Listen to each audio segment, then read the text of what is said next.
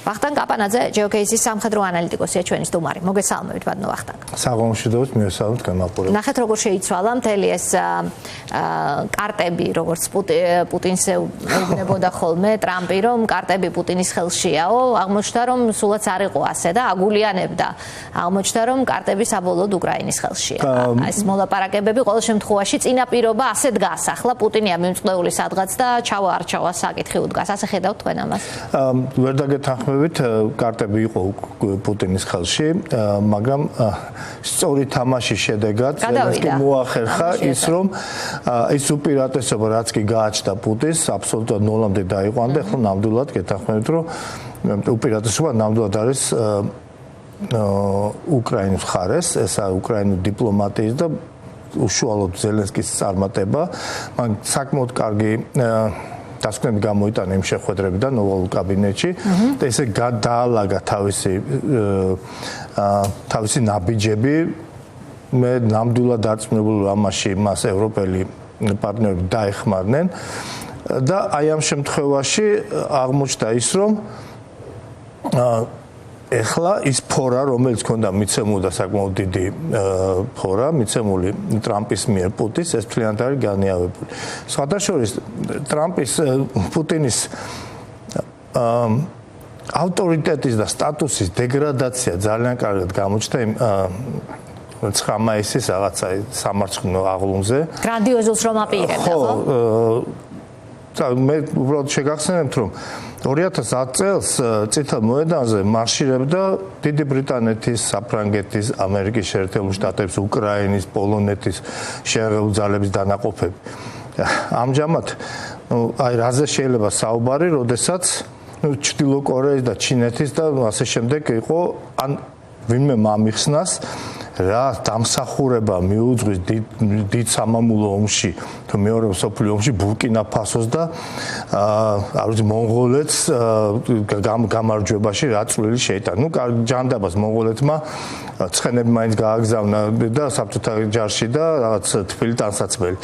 მაგრამ აი დანარჩენი აფრიკული ქვეყნების წვლილი ან ნიკარაგუას წვლილი რა იყო, ვენესუელას წვლილი რა იყო დიდ სამამულო ომში ცოტა გაუგებარია ჩემთვის. და რაც საინტერესოა თუ დააკვირდით სიტყვაში ხაზგასმით აღნიშნა პუტინმა ჩინეთის დიდი წვლილი მეორე მსოფლიო ომში გამარჯვებაში, ნუ ეს ძალიან დიდი კითხვის ქვეშ დგას. ჩინეთი იმ პერიოდში დაკავებული იყო რა ქვია მაოძედუნსა და რა ქვია ჩანკაიშის შორის სამოქალაქო ომში ძირითადად. და ისიც იაპონელებთან დაკავშირებით ისევ ამერიკელები ეხმარებოდნენ მნიშვნელოვნად და საბჭოთა კავშირიც ჩინეთს და რა წვლილი შეიტანა ჩინეთმა გაუგებარია.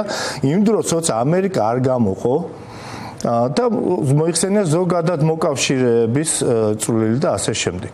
ოჩერეს გაუსწორა ტრამპმა მას რამდენჯერმე ამერიკელების გარეშე რომ ზეიმობმან 9 მაისს 8 მაისს არის გამარჯვებაო, კი ბატონო. ეს 8 მაისის მიღება ეს იყო ნამდვილად ეს საკრალური 9 მაისის საკამათო არის რა თქმა უნდა ევროპელების თვალშიც ესე განცხადება რომ ჩვენ გავიმარჯვეთ და ასე შემდეგ, მაგრამ ნუ ყოველ შემთხვევაში ეს პუტინის მიმართ იყო ძალიან მნიშვნელოვანი პოლიტიკური სიგნალი გეთანხმებით აბსოლუტურად და იყო ძალიან აი ძიმე სანახავი პუტინისთვისაც პუტინის ფანებისთვისაც კი როგორ დაყვებოდა სი ძინპინს გვერდზე და როგორ აუცი თვალებს შეციცინებდა და ასე შემდეგ. 10 მაისს ჩინეთის სი ძინპინმა და ტრამპმა ხელი მოაწერეს იმაზე და ქვია თავის შეთანხმებას თავისი ტარიფების დაწევაზე და სი ძინპინმა მოუწოდა ჩინეთმა მოუწოდა პუტინს რომ დათანხმდეს მოლაპარაკებებს.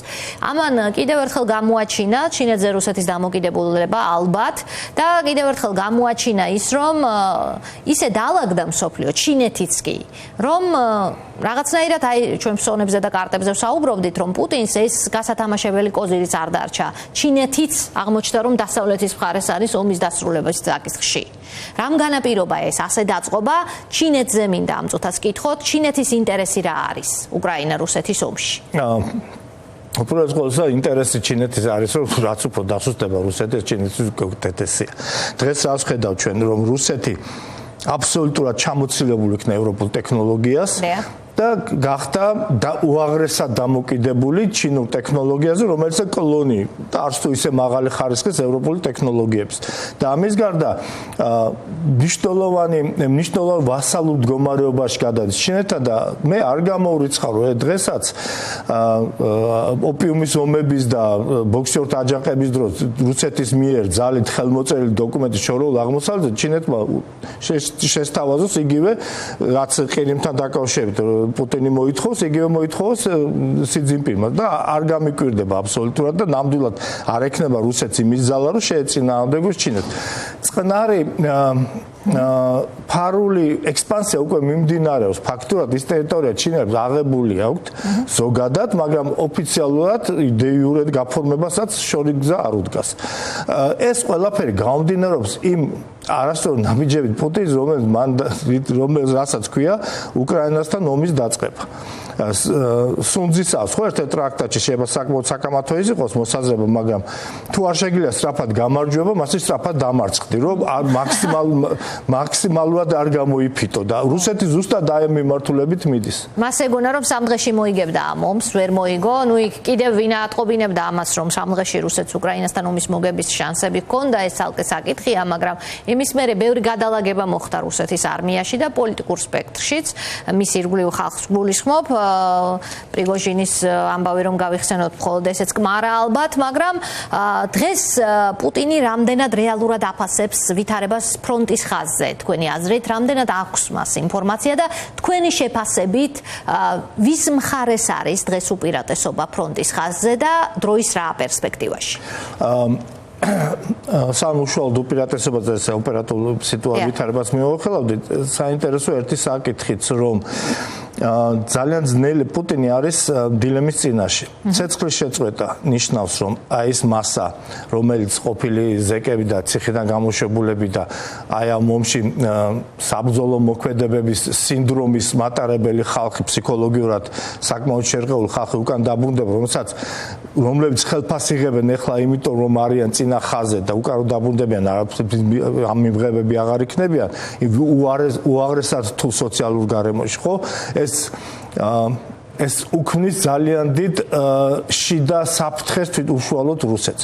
ამავე დროს ომის გაგრძელებაც დაკავშირებულია ძალიან დიდ პრობლემებთან, უჭირს რუსეთს, რაზეა ლაპარაკი.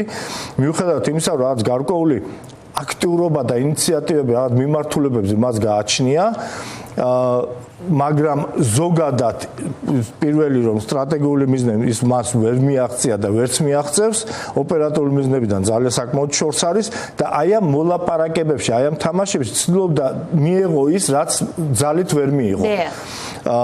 ცვლილება უკრაინის ხელისუფლების, ეს იყო ერთი, ნატოში მისი ინტეგრაციის შეჩერება, შეიარაღების შეწყვეტა და ამავე დროს იმ ტერიტორიების მიღება, რომელიც ვერ დაიკავა ძალით, მთლიანად შეერთება რუსეთს და ეს დაფიქსირდა. რა დევს მაგიდაზე თქვენი აზრით? რუსეთი მაინც ეცდილობს რომ მაქსიმალურად რაღაცა მიიღოს, მაგრამ მაგიდაზე დევს და ალბათ ჩემი აზრით მაინც იქნება არსებულ ეგრევე ნულოვან ხაზზე, ანუ დღეს არსებულ ფრონტის ხაზზე ცეცხლის შეწყვეტა, მაგრამ ეს ესე ჩქარა არ მოხდება. 2000 კილომეტრიანი ფრონტია, სამი წელი ომი მიმდინარეობს. სულ ვიმეორებ და შეგახსენებთ, რომ ვიეტნამის ომში საბჭოთა მოლაპარაკებები 5 წელი მიმდინარეობდა, კორეაში 2 წელი და ასე შემდეგ. და ამავე დროს ეს როცა იქნება ცეცხლის შეწყვეტა, ეს არ იქნება შუქის გამორთვასავით ერთი ხელის მოქნევით, ხო? იქ იქნება პროვოკაციებიც, იქნება გაუთავებელი ნოტების გაგზავნა, სროლები აქეთ-იქიდან, მაგრამ ყოველ შემთხვევაში ეს საჰაერო დამბომბვა არ უნდა იყოს მინიმუმ, რა თქმა უნდა, ქალაქებზე დარტყმები, სხვეპრის შემცირდება და ლოკალურად ალბათ ეს იქნება პროვოკაციები. სულ და საინტერესოა, რომ ორივე მხარე ერთმანეთს აბრალებს, რომ ცეცხლის შეწყვეტა აწყობს მეორე მხარეს, იმიტომ რომ ის ამისთვის მოემზადება. რა თქმა უნდა, ორივე მხარე მოემზადება, მაგრამ ახლა გამიგზავნა საუბარი დავასრულებ. როცა არის ესეთი ომს აქვს ესეთი გამოფიტვის ხასიათი, აქ არა მნიშვნელოვანი რა ძალები გყავს შენ ფრონტზე, აქ არის მნიშვნელოვანი რა ძალები არა გაქვს შენ გამოყენებული ჯერ კიდევ და ეს ძალები ევროპის საშუალებით დასავლეთის საშუალებით უკრაინას რესურსი გაცილებით მეტი აქვს. აქ არა ადამიანური რესურსი, რომელიც რუსეთს აქვს, მაგრამ აქ არის ტექნოლოგიური, ტექნიკური, რომელიც თანამედროვე ომისთვის გადამწყვეტი არის. აი ეს უკრაინას გაცილებით მეტი აქვს. კი ბატონო და ძალიან დასამახსოვრებელი იყო კადრები. პოცდამის მოლაპარაკებას კადრს არ შევადარებ, მაშინ კადრი არ იყო, ფოტოები დაგვრჩა იქიდან, მაგრამ ძალიან რაღაცნაირად ძალა მოცემულად გამოიყურებოდა ზელენსკი ევროპელი ლიდერებით გარშემორტყმული, ის იყო სამი წამყვანი ევროპული ქვეყნის ლიდერი მის გვერდით და ყველა ხელსურდღამდა მხარზე და ეუბნებოდა ჩვენ შენ გვერდით ვართ და როცა გვინდა დაგვირეკე და ჩვენ შენ მხარდამჭერები ვართ და ეს იყო ძალიან ყველა ჟესტით ნაკვთით გამაგრებული მხარდაჭერა გამოხატული ლიდერების დონეზე. აი ეს სიმყარე დასავლეთის პოზიციებში რაც აკლდა ყოველთვის ევროპას, რის იმედადაც იყო ხშირად პუტინი, აი ეს სიმყარე რას ცვლის ამ მოლაპარაკებებში. მე ერთს დავუმატებდი თქვენ სწორ შენიშვნას, ერთ დავუმატებდი რომ ეს ევროპელი ლიდერებმა განაცხადეს, რომ მათი ვიზიტი შეთანხმებული ამერიკის შეერთებულ შტატებთან და მათი მოქმედება შეთანხმებული ამერიკის შეერთებულ შტატებთან თანხდება. ასე რომ აქ დასავლეთზეა საუბარი. ზოგადად ერთიან დასავლეთზე, მაგრამ ის რომ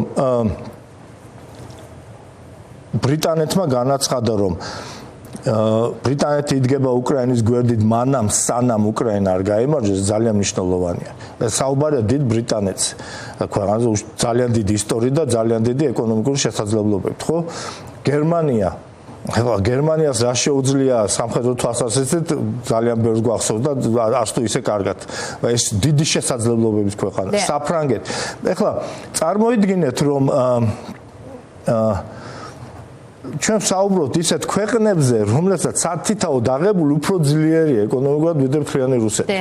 და აი ვიმეორებ და კიდევ გავიმეორებ სიკორსკის მუდმივად ამ სიტყვებს, რომ სირცხვილია, როცა 500 მილიონიანი ევროპა 300 მილიონიანი ამერიკას თხოვსო დაეხმაროს 155 მილიონიანი რუსეთის წინააღმდეგ. რა თქმა უნდა, დიდი პოტენციალი აქვს ევროპას. ამას დავუმატეთ უკრაინა 2 მილიონი მხოლოდ შეიარაღებულ ძალებში ყავს ნატოს წევრ ქვეყნებს.